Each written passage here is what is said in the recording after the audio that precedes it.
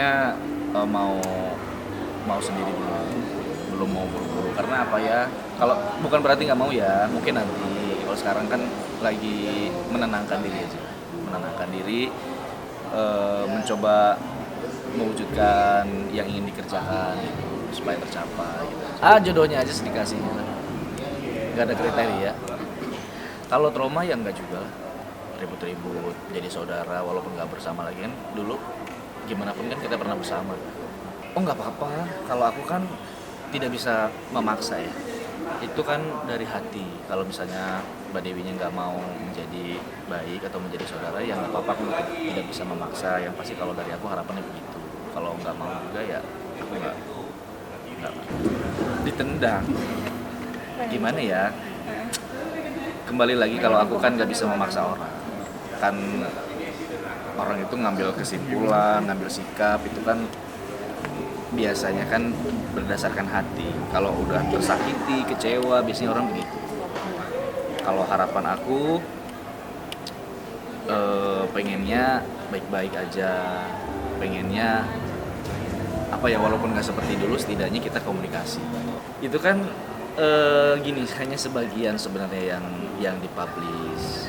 Jadi seolah-olah semua orang berpikir bahwa aku adalah pengeruk harta, pencuri uang, mengambil yang bukan haknya, kan gitu. Sebenarnya kalau kita mau klarifikasi lebih dalam, kita bisa selesaikan. Tidak sebesar itu sebenarnya yang aku ambil gitu. Dan bukan ambil ya, memang itu bagiannya lah. Karena kan kita markup itu nggak sebesar nilai deal dengan artisnya. Jadi yang aku pisahkan itu adalah sebagian yang memang menurut aku ini adalah bagianku dan ini bagiannya dia, dan aku sudah kembalikan bagiannya. Itu kan yang dilihat kan hanya bukti transfer dari klien ke saya, bukti transfer dari saya ke beliau kan nggak dilihatin. Kalau dulu itu kan saya pernah sampaikan kepada kepada Mbak Dewi bahwa saya boleh nggak markup, terus beliaunya bilang nggak boleh, langsung masuk ke rekening aku aja, jual setinggi mungkin.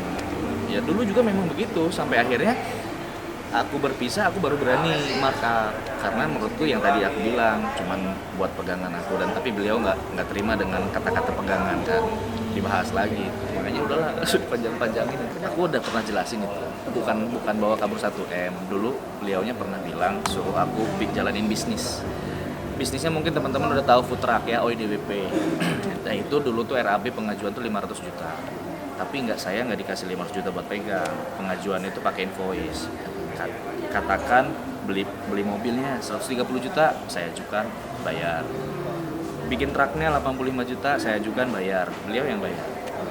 Terus beli alat-alatnya, penggorengan, chiller, kulkasnya, buat air minum, ajuin, dibayar. Total sama bahan baku ya 320 juta, tidak mencapai RAB.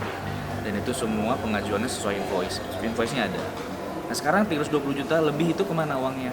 Jadi aset, jadi mobil, jadi food truck, mobilnya ada, barang-barangnya lengkap, bahan baku di rumah lama pun masih ada, sampai bol-bolnya pun masih ada. Sekarang mobilnya ada di rumah, udah diambil dari Castello.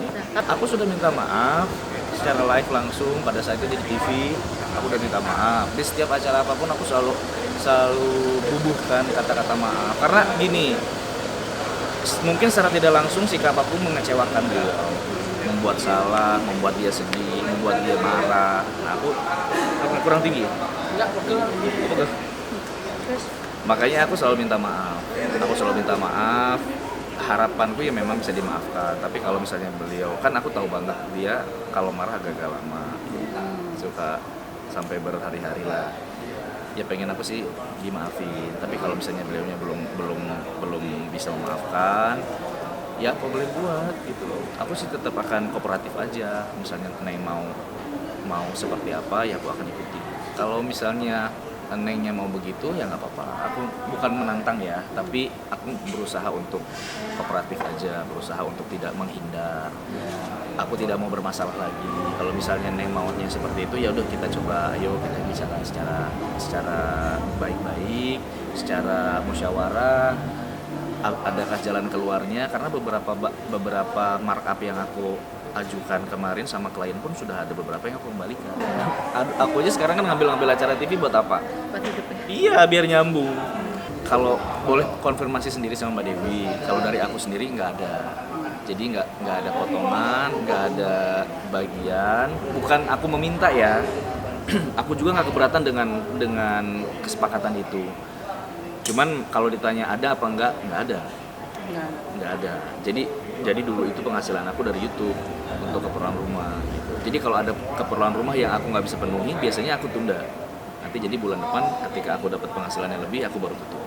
Ada 2 job kemarin yang di Bogor sama yang di Lampung. Itu malah yang di Bogor nggak jadi sama aku. Kayaknya langsung direct ke yang baru deh.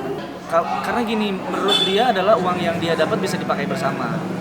Gitu. Jadi kalau mau pakai aja. Tapi kan aku nggak sampai hati gitu loh.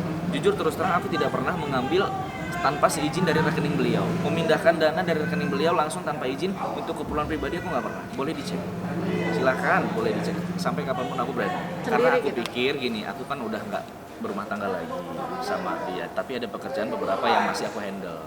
Jadi menurutku aku akan selesaikan dulu, setelah itu aku nggak handle lagi. Nah, karena selama ini aku nggak pernah markup, jadi untuk yang terakhir ini bolehlah menurutku nih aku cobalah markup, karena jatahnya atau haknya Mbak Dewi pun nggak aku kurangi. Misalnya aku ngedil sama Mbak Dewi 130, aku ngedil sama klien 150, aku ambil 20-nya, 130-nya aku kasih, kan nggak berkurang 130. Iya, nggak apa-apa, kan namanya juga orang kecewa. Mungkin karena memang aku nggak begitu, jadi kaget kalau kenapa nggak ngomong, karena kalau ngomong nggak diizinin.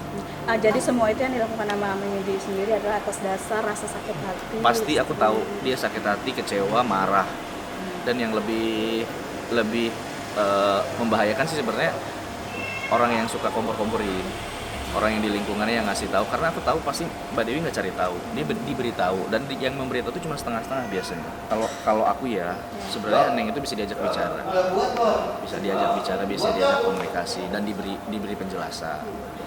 Berhubung aku tidak menjelaskan langsung, yang menjelaskan orang lain akhirnya besar. Kalau ketemu langsung belum, tapi kalau secara live di TV aku udah minta maaf. Ada kita ketemu langsung untuk ngejelasin. Kalau aku nanti kan pasti ketemu. Gini. Karena mau disomasi nih Kak Mas Angga. Aku sih gini ya, harapanku sih pengennya tadi kembali lagi baik-baik aja. Kalau memang diharuskan bertemu, aku mau bertemu, ngobrol. Neng maunya gimana? Atau harus seperti apa aku?